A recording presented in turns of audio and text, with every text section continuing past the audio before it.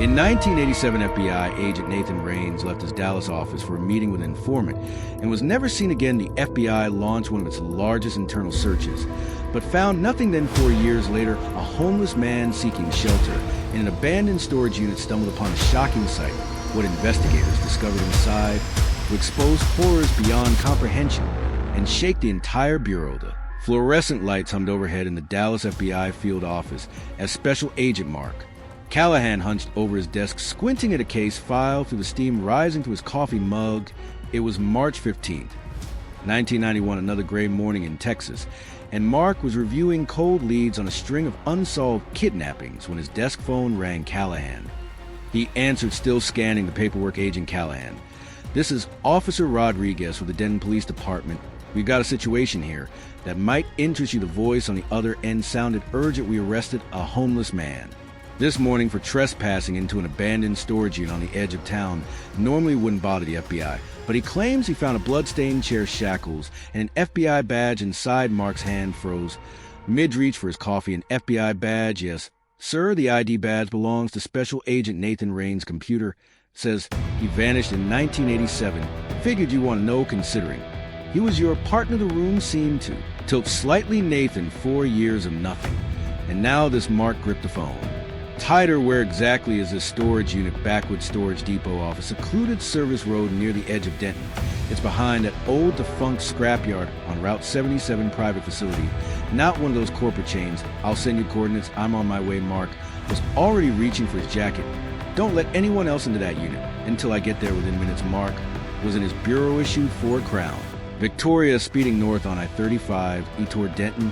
The coordinates came through on his pager, and he recognized the area, a forgotten corner town where the suburbs gave way to scrubland and abandoned industrial sites. His mind raced with possibilities. Nathan had been investigating a human trafficking ring. When he disappeared, they'd been partners for 3 years, and Nathan was careful, methodical. He wouldn't have just vanished without a trace unless something had gone very wrong. The drive took 40 minutes, and as Mark pulled up to the Backwood Storage Depot, he saw the place was already swarming with Denton PD patrol cars. The facility looked like it had seen better days. Rows of corrugated metal units behind a chain-link fence topped with rusty barbed wire. A uniformed officer waved him through the gate and directed him to Unit 47, where a cluster of officers had gathered. Mark parked and approached his FBI credentials already in hand. Agent Callahan, a tall Hispanic officer, extended his hand. I'm Lieutenant Martinez, the one who called you. Thanks for coming so quickly. Show me what you've got. Mark said, following Martinez past a yellow-taped storage unit's roll-up door was open, revealing a space about 10 feet by 20 feet. But it was what was inside that made Mark's blood run cold. The walls were completely covered in aluminum foil, creating a bizarre reflective chamber. In the center sat a metal chair with leather restraints attached to the arms and legs. Dark stains marked the concrete floor beneath it. Jesus, Mark breathed, stepping carefully inside. A metal table against one wall held various tools, a hammer, pliers, what looked like surgical instruments, and they're placed almost ceremoniously on the table were Nathan's FBI badge and baseball cap. The foil looked clean at first. Martinez said from behind him, but look closer. Mark examined the walls more carefully beneath the reflective surface. He could make out discolored patches where blood had been cleaned but not completely erased. Someone had used this place for extended periods of torture. Tell me about the homeless man who found this. Mark said, photographing the scene with his camera. Jerome Miles came into the station around 7 this morning, scared out of his mind. Said he broke and hoped to find stuff to sell. But when he saw all this, Martinez shook his head. At first, the desk sergeant thought he was just another crazy. But when he mentioned the FBI badge and cap, we had to check out. Where's Jerome now? Back at the station. We're holding him. But honestly, he seems more like a witness than a suspect. Mark nodded, continuing to document the scene. The setup was sophisticated. The foil would prevent any electromagnetic signals from escaping. The chair was bolted to the floor, and the tools were arranged with disturbing precision. Who owns this unit? Mark asked, working on that. Now the facility manager is pulling the records. As if on cue, another patrol car pulled up outside. 2 officers flanked a well-dressed man in his 50s who walked with the confident stride of someone used to being in charge. That's when one of the officers called out, property owner. The man approached with an extended hand and a practiced smile. Clint Hairway, I understand there's been some trouble at one of my rental units. Martinez's demeanor shifted slightly. Mr. Hairway, I didn't realize you owned this facility. One of many properties. Clint said smoothly. I'm a real estate developer. This particular depot has been in my portfolio. For about 8 years, he peered into the storage unit, and his face, Paul, my God, what is all this? Mark studied the man carefully. Clint Haraway looked genuinely shocked, but Mark had learned long ago that appearances meant nothing. We found evidence of serious crimes here, Mr. Haraway. Mark said, I'm going to need information about who rented this unit.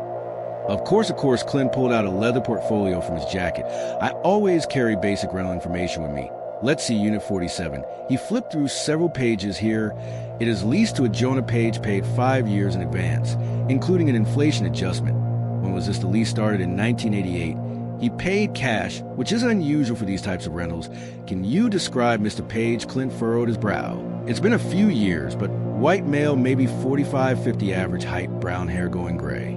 Kept to himself. I remember thinking he seemed nervous, but people renting storage units, often are they usually going through divorces or bankruptcies, Mark. Made notes. I'll need a complete list of everyone who's rented units here, especially this one. The detailed records are at my home office, Clint said. I'd be happy to retrieve them for you. I keep thorough documentation of all my off-market property rentals, Lieutenant Martinez stepped forward. Mr. Haraway is well known in Denton. He's a respected donor, supports the Police Benevolent Association, runs several charities. I just want to help however I can. Clint said, this is horrifying. Thinks something like this was happening on my property. Mark made a decision. The forensics team can finish processing the scene. Mr. Haraway, I'll come with you to get those records. The sooner we have that information, the sooner we can find who's responsible. Of course, I live in Denton Hills, not far from here. You can follow me or I'll ride with you, Mark said. You want to keep the man in sight and get a better read on him. As they walked to Mark's car, Clint continued talking. Agent Callahan, I want you to know I'll cooperate fully. If someone used my property for whatever this is, I want them caught as much as you do. Mark nodded, starting the engine. Just lead the way, Mr. Haraway. As they pulled away from the storage facility, Mark caught a glimpse of the forensics van arriving in his rear view mirror. Whatever had happened in that foil line room, whatever had happened to Nathan, the answers might lie with the nervous real estate developer sitting beside him, or maybe Clint Haraway was exactly what he appeared to be, an innocent property owner caught up in something terrible. Time would tell. The drive to Denton Hills took them through increasingly manicured streets, the modest homes near the storage facility giving way to sprawling lawns and gated driveways. After several moments driving, they reached Clint's suburban estate, a 2-story colonial with white columns and perfectly trimmed hedges that screamed old Texas money. Mark parked his Crown Victoria on the circular driveway, noting the expensive landscaping. In the three-car garage, everything about the property suggested wealth and respectability. He followed Clint up the brick walkway to an imposing front door with leaded glass. Panels, please come in. Clint said, reducing Kieran, my office is just through here. The interior matched the exterior's promised polished hardwood floors, crown molding, and tasteful artwork lining the walls. Clint led him to a spacious foyer and down a hallway to a ground floor office. The room was all dark wood and leather with floor-to-ceiling bookshelves and a massive mahogany desk. The rental record should be in here somewhere, Clint said, moving to a tall filing cabinet behind the desk. I keep everything organized by property and year. While Clint searched through the files, Mark's trained eyes swept the room, taking in details, legal books, real estate journals, various civic awards on the walls. But what caught his attention were the photographs, dozens of them arranged on the desk and shelves. Each photo showed Clint smiling with groups of women and children. The settings varied, some outdoors, some in what looked like institutional hallways.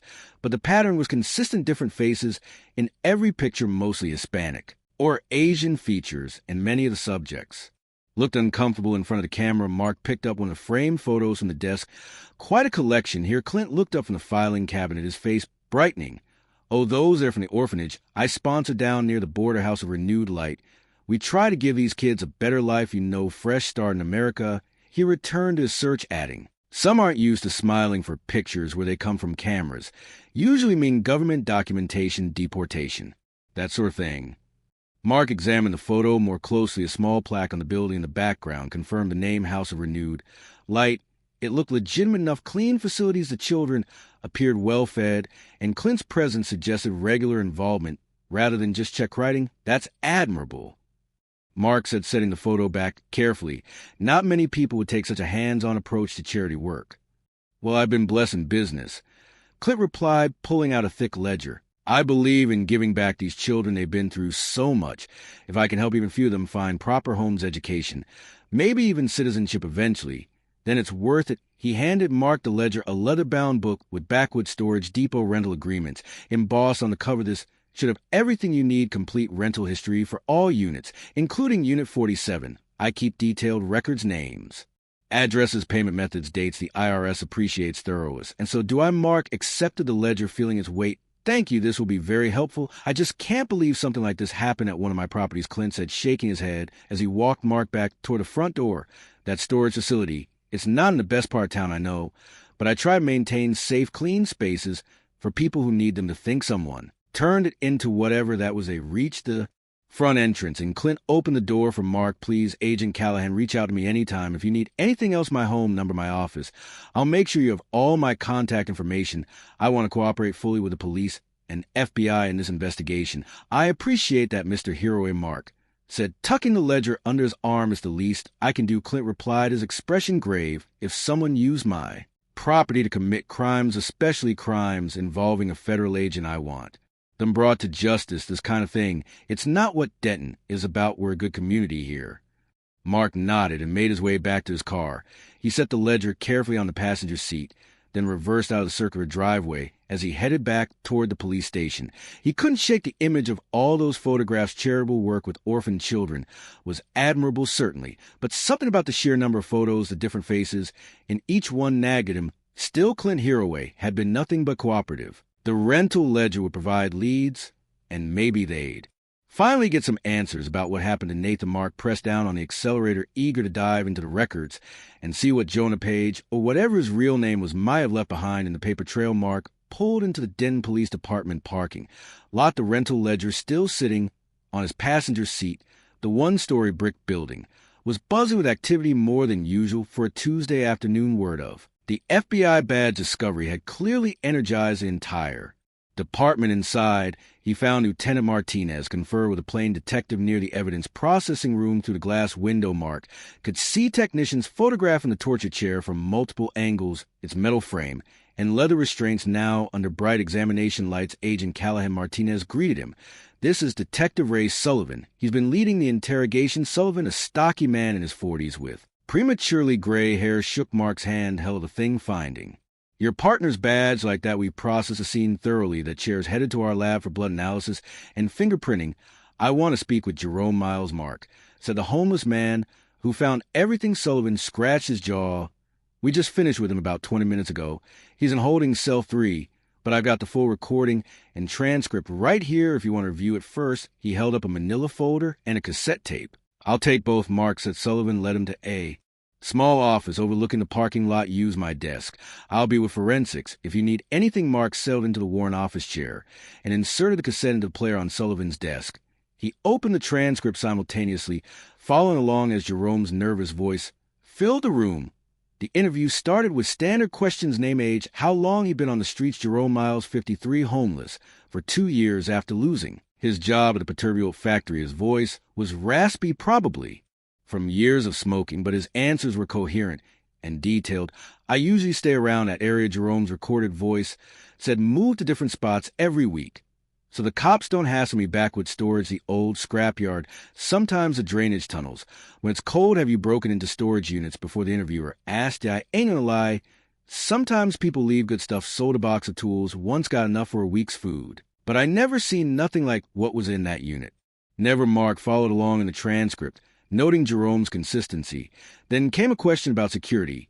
Were you aware of any surveillance cameras at the facility? Cameras? Nah, that place is usually dead. That's why I wait. No, come to think of it, I did see something new last time I was scouting. A little box on the corner of the main building. Wasn't there before. Mark made a note, then his attention sharpened as he heard the next exchange. Why did you choose Unit 47 specifically? Usually I avoid Backwoods, to be honest. That place gives me the creeps. Why is that? Because of the night activity. Seen it maybe 4 or 5 times over months. Vans pulling up at 2 o'clock, 3 o'clock in the morning, groups getting out women and kids. Mostly they go into some unit, stay for a bit, then leave. None of my business. But it made me nervous about hitting that place. Mark paused the tape and reread that section. Groups of women and children at night. His mind went back to all those photographs in Clint's office. He started the tape again, Can you describe these groups, Dark? Couldn't see much, but definitely women. And kids, young ones, teenagers, maybe different groups each time. They looked, I don't know, scared, kept close together. Men with them looked like guards or something. The interview continued for another 10 minutes. But Mark had heard enough. He found Detective Sullivan back at evidence room. That mention of night activities, Mark said. Women and children. I saw photographs at Clint Haraway's house, dozens of pictures with women and children from an orphanage he sponsors. Sullivan's expression was skeptical. Haraway is a pillar of the community, sits on the hospital board, funds the youth soccer league. It's not unusual for charitable types to have photos like that. I know, Mark admitted, that's what I thought too. But combined with Jerome's observations, he thought for a moment. What about those surveillance cameras Jerome mentioned? Sullivan reached into a folder and produced a photograph. Tech guys say this model came out in late 1990, professional grade records to V's.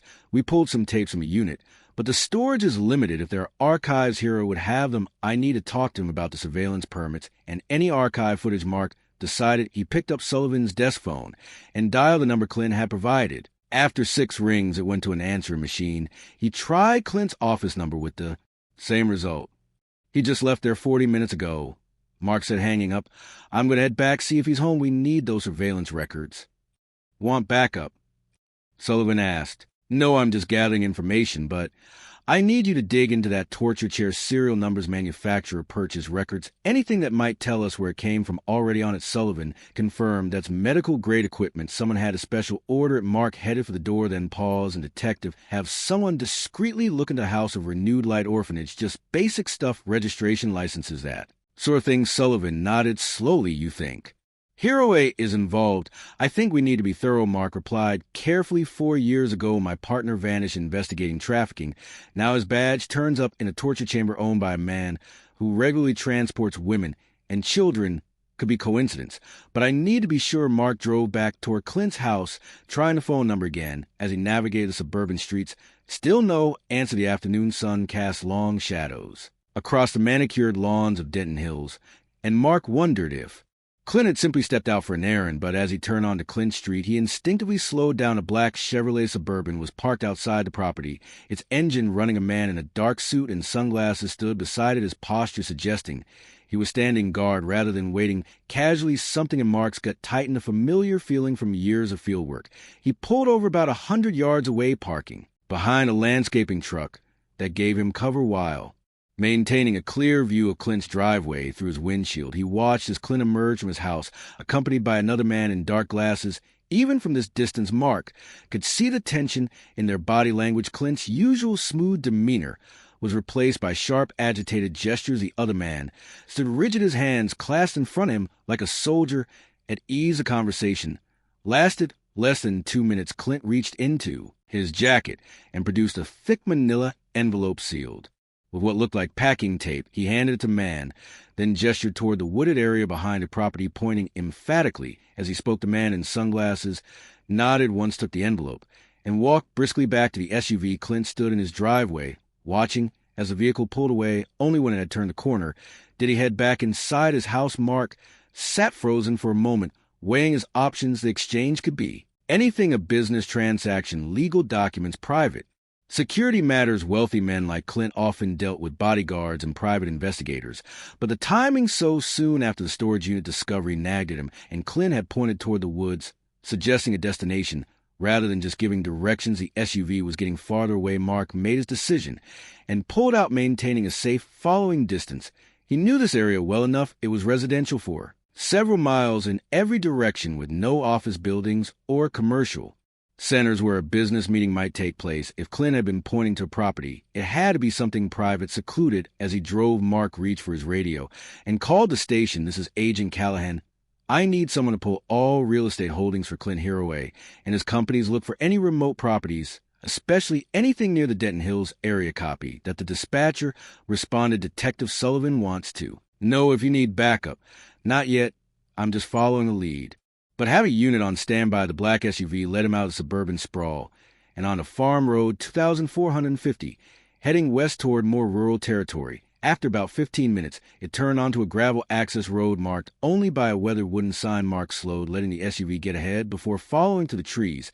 He glimpsed a large building, institutional looking, with white stucco walls and a red tile roof. As he got closer, He could make out the lettering on a monument sign house of renewed light, a haven for children.